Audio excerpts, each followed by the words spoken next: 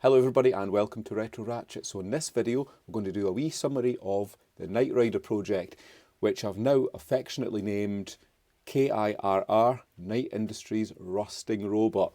So let's take a look and find out if one man can really make a difference.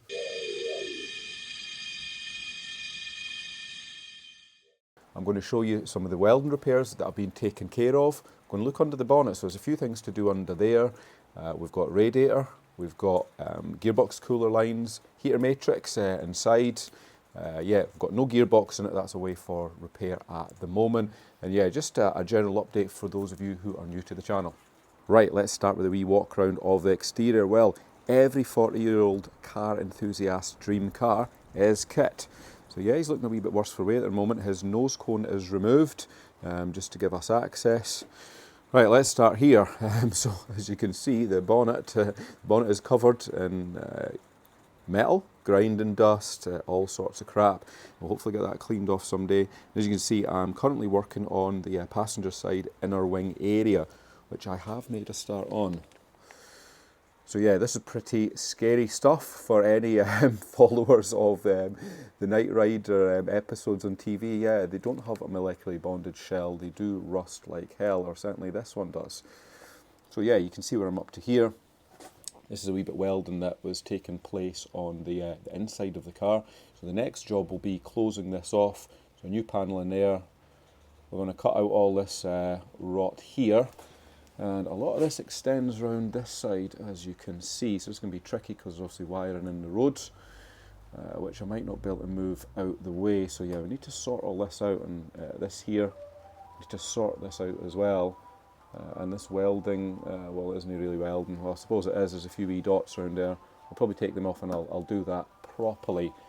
And then we'll grind all that back, or maybe not grind it all back, but wire brush it all back and put a new coating of zinc primer and stone chip.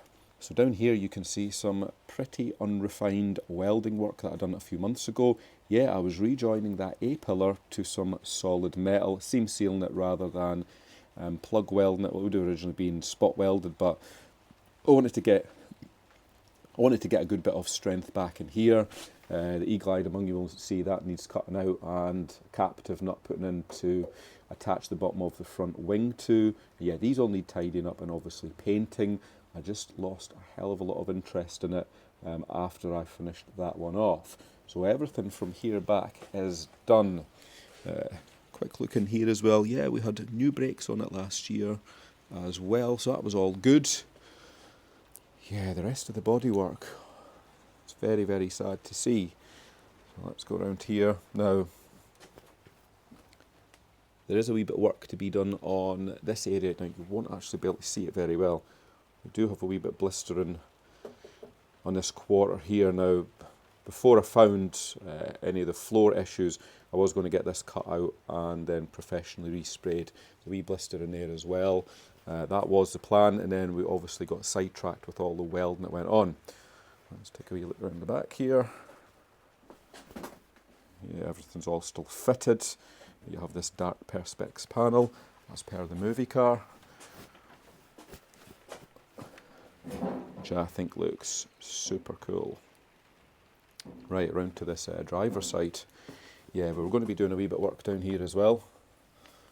Some corrosion hidden underneath filler, as is the case with the rest of this car. So I was going to cut that out, probably up to there, and get that all sorted. The rest of the arch is solid, but does have surface corrosion, so I was going to treat that at the same time, but we never got around to it. Driver's door, yeah, that's not too bad, just covered in crap, and this is the driver's front wing has been refitted. Yeah, we have a good few scratches and things that I will need to try and sort, and that just comes from months of storage. And we have done a wee bit of welding in there, which we can come back to later, and that wing is just held in place. Now, for those of you not too familiar with the car, let's take a wee look under this bonnet. And here's your under bonnet view. Over the last couple of years, I have been trying to tidy this up, remove unnecessary wiring, and just perfecting little bits and pieces as I go. Okay, so the work to be done on here. Next, radiator. So you might be asking me, What's wrong with the radiator? What is going on? Well, let's rewind back a little bit and talk about the gearbox. So I've had the car, it must be coming on probably 3 years now. Last year the gearbox went again. So it was actually rebuilt 2 years previously, 1,200 miles ago. I've done a bit of a video on that, and then we lost all drive again. So it's currently away getting rebuilt. I've yet to get some feedback on how well that rebuild is going. Hopefully it's going to be good news and we can get it back soon and fit it to the car. But when that gearbox went, I think the fluid was heating up significantly, and when we turned the engine off after getting it back into the garage, the coolant was bubbling. So the engine wasn't overheating, but this was bubbling, and you can see a layer of scum around that header. So I don't know what's going on there. Maybe there's been a split in that cooling gallery there for the gearbox, and there's been a little bit of mixture of gearbox oil and water. Who knows, we've still to get a conclusion on that. Now, I've decided just to replace the radiator completely. So we have a brand new one sitting ready to go on that. I couldn't actually find one of these, so I will need to find one of these because that's minging. I'd like that to be new. So this crap down here, I had to fit this as part of the requirements of the first gearbox rebuild. I was told what you need is a remote filter, a remote oil filter to keep that perfectly rebuilt gearbox intact. So you must fit all that up. So I ended up cutting the original cooler lines to the radiator to fit this crap, which I think has done me no good. In fact, I think that's probably reduced flow rate into the gearbox and probably reduced the cooling effect of the original radiator. Again, remains to be seen, but that will be getting ripped out and we won't be replacing that. We'll just use the standard filtration in the gearbox. It seemed to last everybody else hundreds of thousands of miles except me, so that will be coming out. What else are we doing in here? Heater matrix. So we're going to sort out this horrendous pipework that's going on here. Loads and loads of joins. This will just be a single piece of hose that I will replace in there. I was going to do some work with these brake pipes. I never actually got round to that. I want to reroute them away from those headers. Now that'll probably be a job for next year, unfortunately. So let's take a wee look inside and see what is going on in here.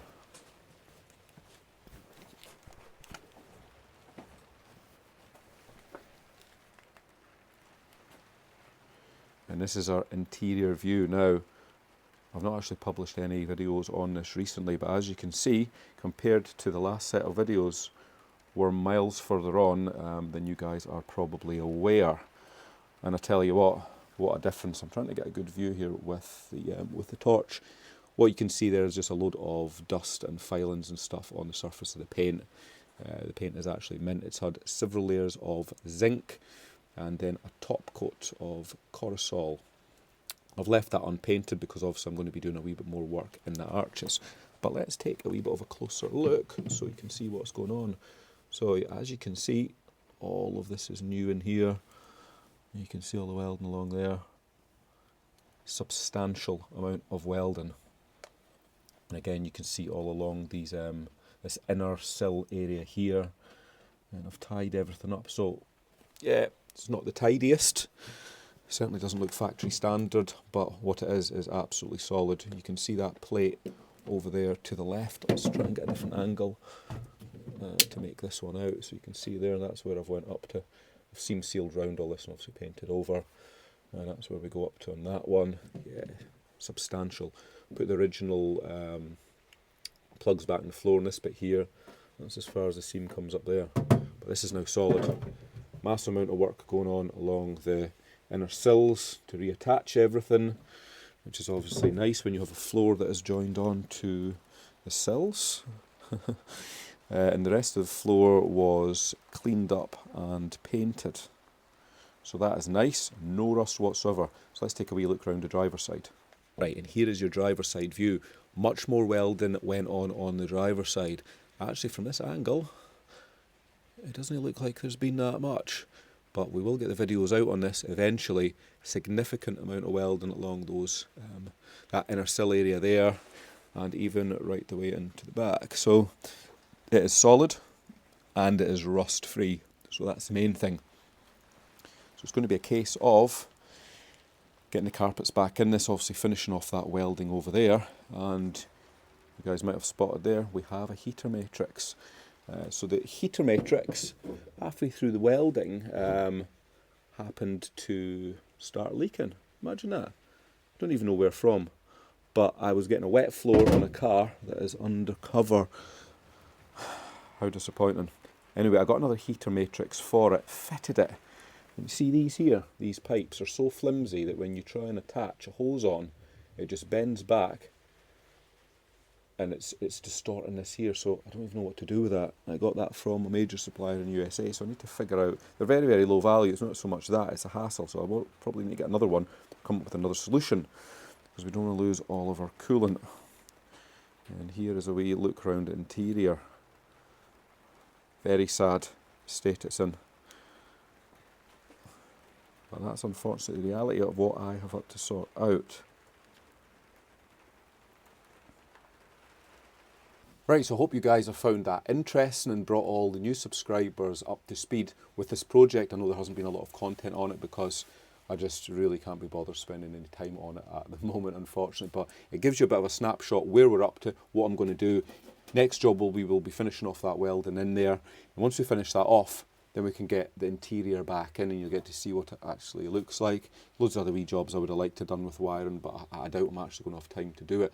And again, hopefully this gearbox will be rebuilt and it will last more than 1,200 miles, because this time I will be putting up the name of who built it if it doesn't. So I'll see you all next time.